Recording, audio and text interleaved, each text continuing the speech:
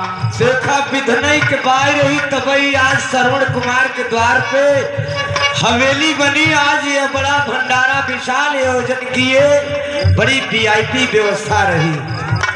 कहना है केहू पिए दूध केहू जाम चाल खावे, केहू पिए दूध केहू जाम चाल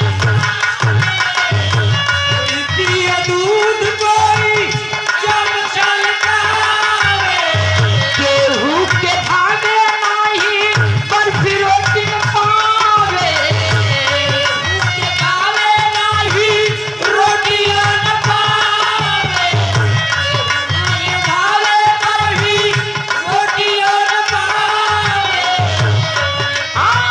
खाई बाद केहू के मुँह वाले बात कैसन दुनिया धनवा हमरे कैसे दुनिया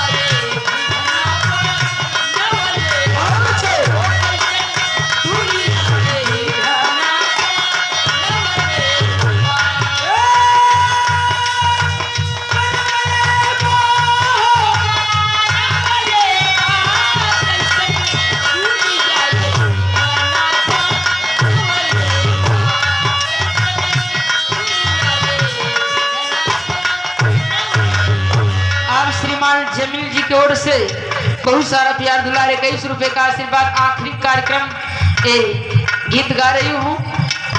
बाबूजी केहू खाए बिना मरता, आदरणीय हमारे राज बहादुर यादव भाई सभा सदान, इनका निशान साइकिल है।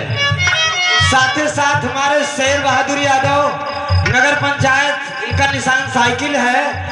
इनके करकमनों से 501 रुपए का पावन आशीर्वाद मिला। केहू